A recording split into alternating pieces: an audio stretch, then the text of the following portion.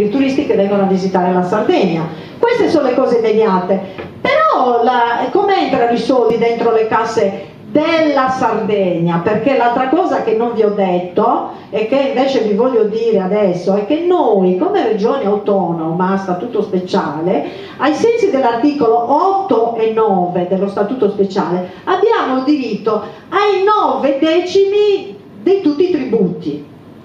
Invece, come tutti sapete, leggete sui giornali, noi li versiamo all'Italia, che ce li restituisce dopo 7, 8 anni, 10 anni, ma ce li restituisce sempre di meno di quelli che noi abbiamo versato. E sapete perché?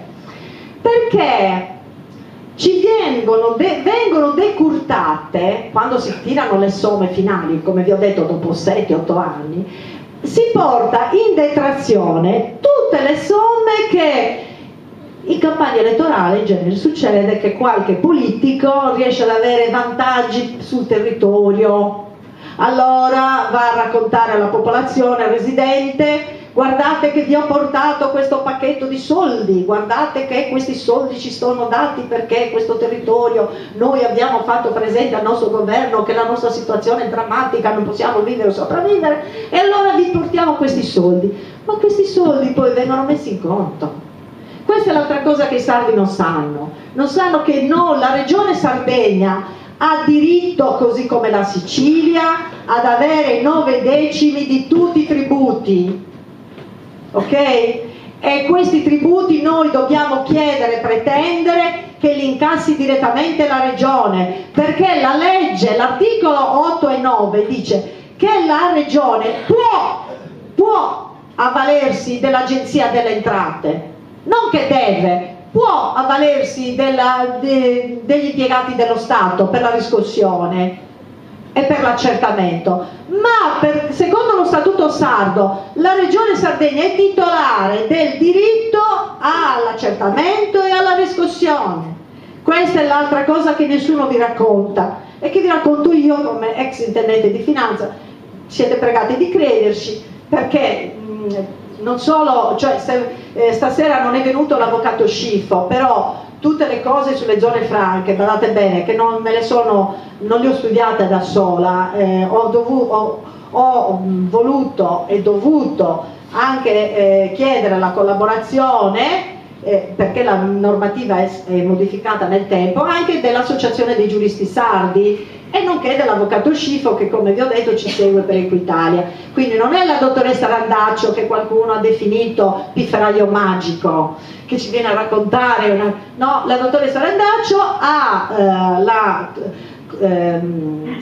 diciamo, il sostegno morale, giuridico anche degli avvocati e dei giuristi sardi, con i quali abbiamo presentato per esempio una diffida nei confronti del presidente Cappellacci, nei confronti dell'autorità portuale Pier Giorgio Massiga, nei confronti del sindaco di Cagliari.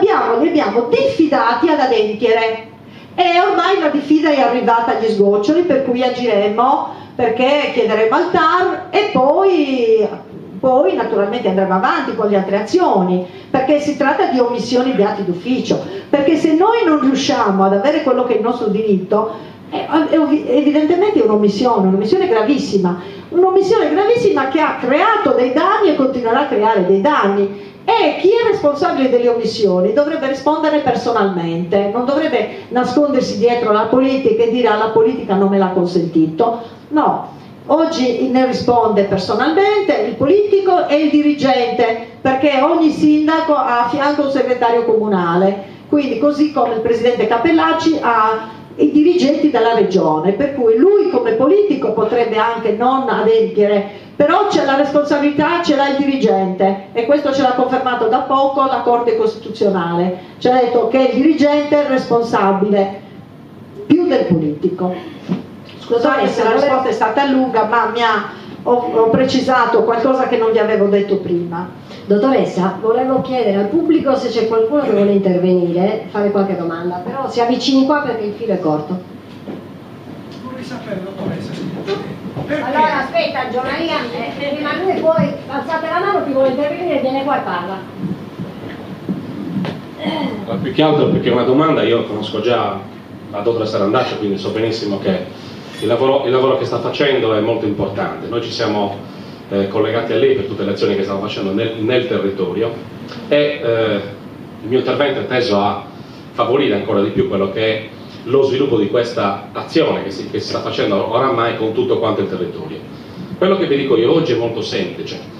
Lo stimolo che deve dare ogni singolo territorio è verso il proprio sindaco, verso il proprio amministratore o conoscente, comunque che amministra la cosa pubblica, per fare dei solleciti affinché vengano fatte delle delibere sull'applicazione della zona franca. Io vedo con piacere qua che c'è il sindaco di Bosa, che probabilmente è sensibile e ha il suo interesse per il suo territorio, e quindi significa che ci tiene, quindi ha la capacità di intervenire nel suo territorio anche con gli altri sindaci, nelle unioni dei comuni, per poter poi dopo avere le delibere che servono per poter dare ancora più spazio a questo tipo di azione che la dottoressa Randaccio ha messo in piedi da sola, senza nessun tipo di aiuto dal territorio, ma con un pool di legali e di amici, che poi hanno trovato sponda nel territorio oristanese con dei vari gruppi, movimenti, la Vedova Antioco della CISL, insomma si sono attivati dei meccanismi che chi ci tiene al territorio può veramente ottenere il risultato. Ma qual è questo risultato?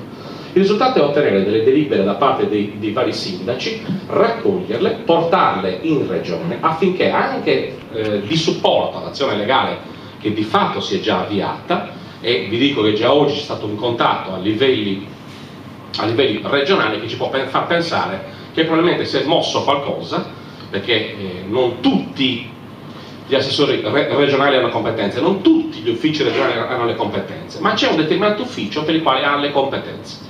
Pertanto lo incontreremo a breve, in modo tale di poter raggiungere questo tipo di risultato, che è quello di sollecitare il governatore, quindi la giunta stesso, affinché faccia il suo dovere. Ma qual è questo suo dovere? Noi sappiamo molto bene che la zona franca, come diceva prima la dottoressa, è un diritto che noi abbiamo già, ma non è stato mai esercitato.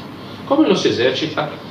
Bisogna esercitarlo attraverso, visto che la Regione non l'ha fatto, anche attraverso i singoli comuni che hanno fatto le delibere, che porteranno da questo nostro governatore, che dovrà andare a Bruxelles a fare quello che gli impone la legge. È un percorso chiaro, definito, deve avvisare anche lo Stato italiano ovviamente. Molti dicono che bisogna avere l'autorizzazione dello Stato italiano, non è così, non c'è bisogno di nessuna autorizzazione dello Stato italiano. Lo Stato italiano sa molto bene, avendolo già definito, che la regione Sardegna è stata definita zona franca nel 1948. Non torniamoci indietro, ci sono tutta una serie di delibere. Gli altri stati, le altre zone franche spesso e volentieri hanno fatto riferimento, sapete che cosa? Allo statuto sardo. Quindi non prendiamoci in giro con pensare che lo Stato italiano possa interferire in questa questione. Può interferire come?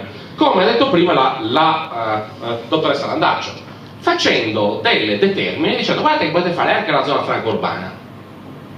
Questo mette dei dubbi alla gente. Già di zona franca ne capiamo poco, già non siamo ferrati in materia, bisogna studiarsela la cosa, e quindi mette dei dubbi, pone dei paletti affinché la Sardegna possa avere gli ennesimi dubbi e possa perdere questo diritto. Questo diritto si può perdere, non definitivamente. A giugno non è che non si possono fare più le zone franche, non abbiamo più la priorità, che è una cosa ben differente dal dire non si può fare più niente, ma porta allo Stato italiano a dover affrancare, passatemi il termine, altre aree che fanno la richiesta, che si muovono. Guardate che il nostro problema fondamentale è che non abbiamo fatto alcuna richiesta.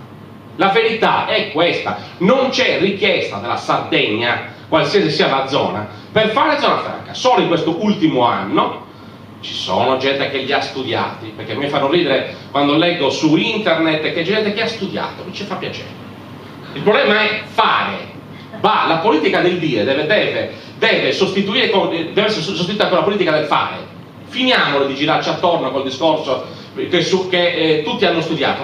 Tutti hanno studiato, perfetto, benissimo. Intanto, se non fosse per la dottoressa Randaccio che si è presa la briga di dire ma sì, mi faccio il giro delle varie aree della Sardegna per dire guarda che non bisogna solamente pensarlo, bisogna anche farlo questo, e non è stato mai fatto. Oggi si sta concretizzando un percorso, va definito, va concretizzato con le delibere, perché chi governa questi piccoli territori sono i sindaci hanno il potere, visto che gli altri non l'hanno fatto.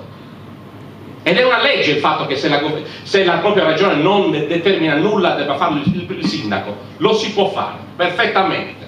fa la delibera, quindi il sollecito viene ancora più forte nei confronti della regione. È chiaro ed evidente che l'atto giuridico non è quello, è chiaro che non è che il sindaco abbia deliberato da domani a zona franca. La zona franca viene attraverso quel sollecito, funziona da sollecito, da diffida, va benissimo il termine, diffidare, benissimo. Però la questione è che la partita è ancora in corso, siamo in forte ritardo, la regione è lenta, sapete bene che finché non si convince non lo fa, politicamente, siccome non c'è nessuno che l'ha sponsorizzato, quindi a me, il politico purtroppo spesso lo dice, ma a me non l'ho sponsorizzato io, a me non me ne frega niente, purtroppo ci sono questi ragionamenti di campanile, piantiamola, non ti piangici sopra, che sono fatte delle domande prima su cosa serve la zona franca, guardate. Vi do una risposta che è molto più semplice. Ci sono svariate zone franche in tutto il mondo. Bene, non c'è nessuna zona franca che non funziona. Vi basta questa? Già sarebbe questa come risposta. Quella che funziona di meno, Andorra. Quindi sapete cosa non funziona? Perché non è molto applicata, mettiamola così. Beh, lì che non funziona, la benzina costa un quinto di quella che noi paghiamo qua. Basterebbe quello per noi. Basterebbe quello. E lì l'unico posto dove non funziona, figuriamoci nei posti dove funziona la zona franca. Ebbene, siamo tra l'altro il territorio oristanese e in un periodo dove ci può essere una svolta perché ci sono forti finanziamenti che potrebbero arrivare nei nostri territori, ma senza una fiscalità agevolata, che sia veramente agevolata, non otterremo il risultato sperato, cioè il continuare a vedere chiudere queste serrande continuerà, perché non è che si ferma qui. Voi sapete bene che la crisi c'è solamente da una parte, chissà perché. Se chiude un Zionnino che ha una rosticceria o manda a casa una persona, non deve essere uguale a un ente pubblico che invece mantiene il suo organico. Perché? Per quale ragione il comune c'ha 10 persone, ma io ho fatto il comune per non dire altri enti pubblici, invece la rosticceria no. Perché non è la stessa cosa? Perché ogni persona che va via dal privato non va via dal pubblico? C'è una disparità. Prima o poi finisce, perché in Grecia è finito, avete visto 400.000 persone a casa del pubblico, succede una rivoluzione. Vogliamo arrivare a questo? Vogliamo arrivare a questo? Abbiamo gli strumenti, la cosa più drammatica è che visti da fuori ci dicono, ma guarda un po' questi sardi, hanno gli strumenti e non li usano. Scusatemi, non continuiamo a chiederci perché a dare colpe agli altri. Noi siamo qui adesso. Allora, adoperiamoci anche noi affinché il risultato venga ottenuto.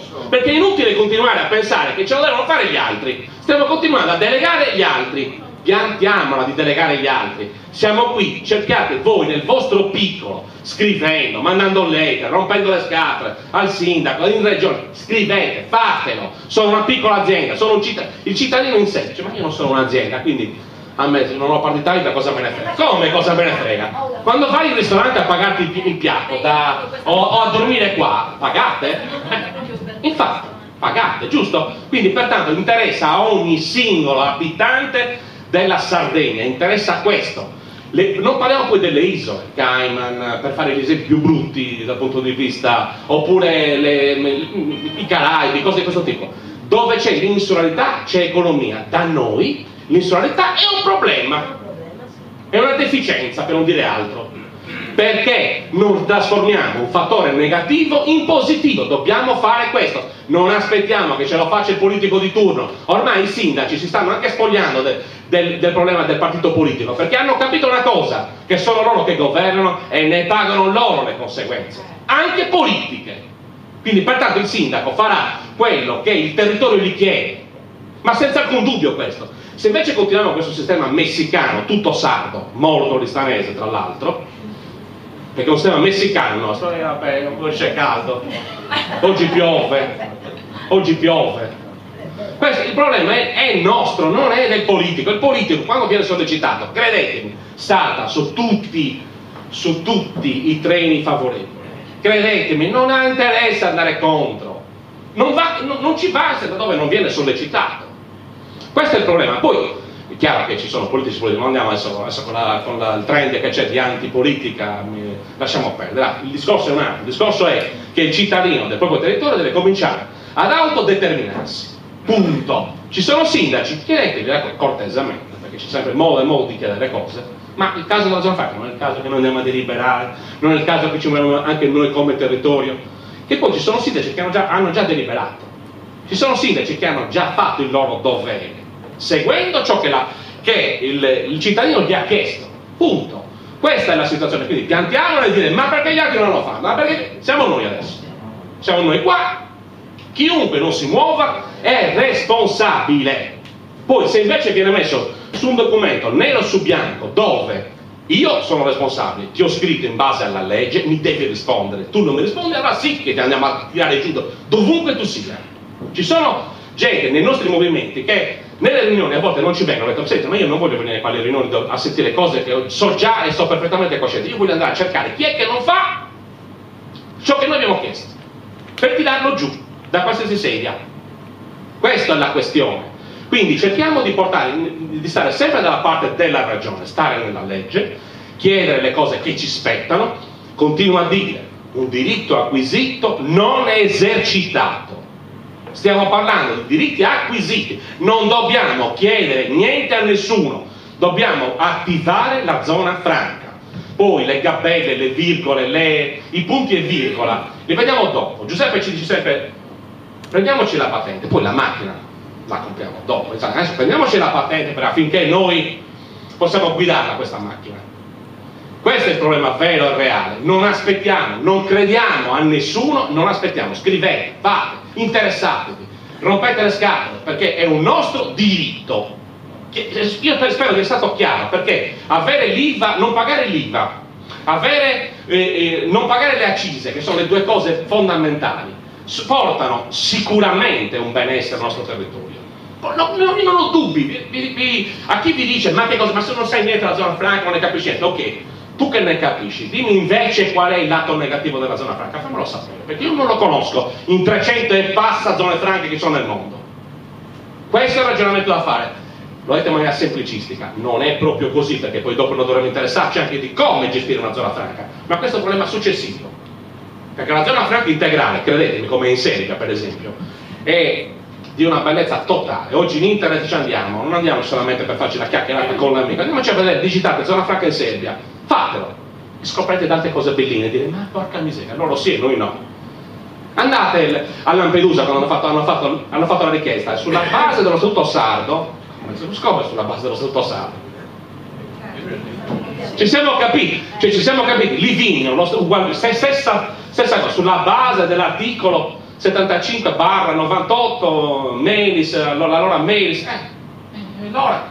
Quindi vuol dire che non è che non siamo stati bravi a legiferare, non siamo stati bravi ad applicare una norma, una legge, a non insistere quando invece di chiedere la solita cosa politica, ma siete un posto per mio figlio, io lo capisco, anche io ho un mio figlio, avete pazienza, c'ho anche io un figlio, invece di chiedere quello, cercate di fare qualcosa di strano. Se noi cerchiamo di fare qualcosa per gli altri, probabilmente stiamo facendo una cosa anche per noi stessi. Quindi una zona franca è altro che un posto di lavoro. O pensate che ci sono altri treni? Pensate veramente che ci sono altre possibilità? Ditemelo, se io magari mi sbaglio, però la questione è molto semplice. O troviamo delle soluzioni, noi al di là della zona franca, ben vengano, ma io non ne vedo così vicino. Io vedo soltanto una crisi i cui effetti ancora non li abbiamo sentiti bene, perché noi siamo fortunati, perché eravamo talmente già in crisi prima che credetemi, quando è arrivata la crisi, vabbè sì, non c'è lavoro, vabbè. Però la botta vera deve ancora arrivare, quando il buon Monti ci dirà che c'è un'altra leggina, ci sarà una patrimoniale, che la patrimoniale in teoria dovrebbe recuperare i grandi, no, colpisce noi. Oggi è 17, giusto? Qualcuno ha pagato l'IMU oggi? Bene. Non ho da aggiungere altro, penso che non ci sia altro da aggiungere. Quindi quello che ha detto la dottoressa Randaccio, aiutiamoci assieme per venire fuori. Con chiunque parlate, scrivete, mandate lettere ai giornali, perché non ne parlate tutti i giorni? Cosa me ne frega a me se hanno ammazzato il gatto di Luigi o di Mario? Scrivete della zona franca tutti i giorni, scrivete ai giornali, non abbiate paura. Questo che vi chiedo io a questa ennesima riunione, chiedo di fare intervenire tutti, di sollecitare tutti, avete tutti conoscenti, tanto tutti quanti. Oggi tra l'altro questo periodo a gennaio verrà un sacco di gente, ma mi voti. Quando vengono a cercarvi altre cose, cercate voi qualcos'altro, non il posto di lavoro per la singola persona, che capisco che è una priorità, ma cercate di capire che la priorità è il nostro territorio. Dal nostro territorio dobbiamo uscire fuori forti, non deboli, non vittime dell'aiutino chiesto all'amico, allo zio, al parente. Usciamone fuori, perché se state bene tutti, sto bene anche io, credetemi. Io do servizi nella mia vita come professione, pertanto se state bene chiedete un servizio anche a me. È chiaro? Grazie.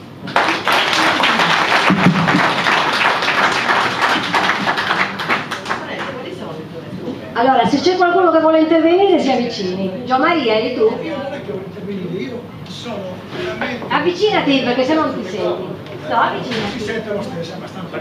Sono veramente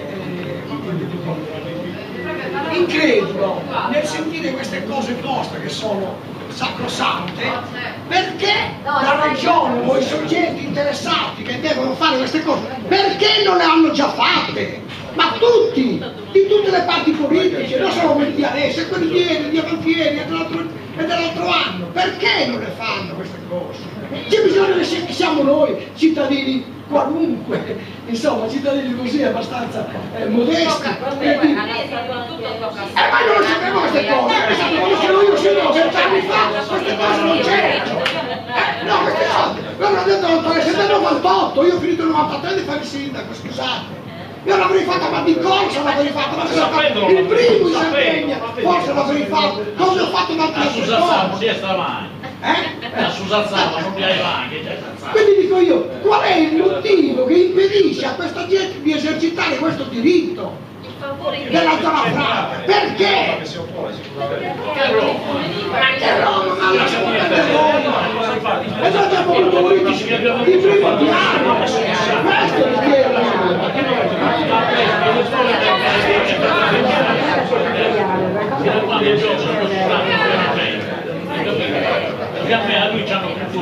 Allora, aspetti, vuole intervenire? Posso? C'è bisogno di prendere questo Non si Dobbiamo prendere confidenza con il Ma vabbè, però sentire tu. io non volevo neanche... Giuseppe, poi intervieni, se no non si capisce. Se parliamo tutti non capiamo niente. Io non volevo neanche intervenire, ma hanno fatto un paio di domande che meritano un approfondimento per meglio comprendere, insomma. Dico, non volevo intervenire perché nelle riunioni degli ultimi giorni sono sempre intervenuto, quindi... Però qui c'è qualcosa di nuovo che dobbiamo specificare in modo più puntuale. Se non altro perché la gente giustamente ha immediatamente un senso di smarrimento di fronte a queste cose, e quando sei un po' smarrito, un po' perplesso, nascono domande. Le domande più evidenti, più presenti in questi contesti sono: perché sinora nessuno ha fatto questo passo? Poi perché ora sì, ora lo dobbiamo fare questo passo? Allora, queste due domande hanno risposte. Allora, la prima: perché sinora non l'hanno fatto? Allora, intanto perché la zona franca è uno strumento. Oggi noi diciamo uno dei pochissimi, forse l'unico rimasto davvero che valga la pena sul quale valga la pena di spendersi per gli effetti che può produrre. Ma prima d'oggi, nei decenni scorsi, ne avevamo altri di strumenti. Abbiamo avuto i piani di rinascita, abbiamo avuto la Cassa per il Mezzogiorno, abbiamo avuto le partecipazioni statali, la chimica, il tessile, il petrolio, le miniere, no? Abbiamo avuto l'obiettivo 1, oramai nel 2013 cominciano a tagliare, l'ultimo settennato, e poi battevamo moneta, avevamo sovranità monetaria, facevamo debito pubblico, facevamo le svalutazioni competitive, cioè noi sardi avevamo questo diritto, ma non l'abbiamo esercitato per il semplice fatto che la politica che governava le istituzioni e la cosa pubblica aveva altri strumenti, e questo, siccome era un po', come dire, ostico, era spinoso per Roma e per la grande politica nazionale. Perché, diciamocela tutta, che cos'è una zona franca? La zona franca è essenzialmente un'agevolazione fiscale, cioè è un intervento di aiuto, di fiscalità di vantaggio, diciamo così, tra virgolette, che va di moda questa locuzione, dei ricchi, dei più, dove c'è molta gente più forti, verso aree svantaggiate, dove il connotato principale è il rischio spopolamento. Questo è nel pensiero del legislatore l'intervento, come dire, solidaristico del ricco verso il povero, del forte verso quello più debole, come in questo caso. Noi, però, siccome la zona franca è pericolosa per un certo verso, perché guardate, la zona franca dovunque nel mondo, e lo dice la storia, ha scomposto e ricomposto gli assetti di potere, tutti. Quelli del settore commercio, dei servizi, dell'industria, delle manifatture, degli ordini professionali, del credito, dei trasporti. Pensate a Hong Kong e Singapore. Ancora oggi Hong Kong e Singapore sono nella top 5 mondiale del reddito pro capite. Hong Kong non solo non è stata cancellata dai comunisti cinesi, l'hanno clonata, l'hanno moltiplicata per 100. E chi oggi sta invadendo i mercati mondiali, come la Cina, non sono i villaggi sperduti della burocrazia comunista, sono le zone di libero scambio che hanno clonato dopo che hanno acquisito Hong Kong. Nel mondo ci sono circa 230-235 zone franche. Beh, sono tutte indiscutibilmente davanti alle altre zone che hanno attorno. Davanti alle altre zone che hanno attorno. Se sono isole, sono migliori delle isole che non sono zona franca. Se sono territori continentali, sono migliori delle zone che hanno attorno. Ci sarà un motivo. Ma perché nelle Canarie, cioè perché le Canarie sono l'unica regione spagnola che non è interessata da questa crisi? Perché a Madeira stanno facendo investimenti e nel resto del Portogallo invece si muore di fame? Vi do un dato che rende l'idea, perché quello che spesso non si dice è che noi, come molte isole, ma prestiamo la Sardegna, secondo i dati Confindustria e Confam, cioè di chi rappresenta la produzione, noi abbiamo uno svantaggio competitivo, cioè maggiori costi di produzione in una forbice che è tra il 15 e il 20% per unità di prodotto. Per questo siamo fuori mercato. La zona franca, secondo studi non fatti da me, anche se facendo il sindacalista qualche nozione ce l'ho, forse anche più di qualcuno dei nostri politici che siedono in consiglio regionale, se non altro perché per lavoro sono costretto a documentare. Il vantaggio competitivo della zona franca è mediamente del 35%, ma con punte del 50% in alcune aree. Cioè noi non solo recuperiamo il gap del 20%, ma ne aggiungiamo uno di vantaggio del 35%.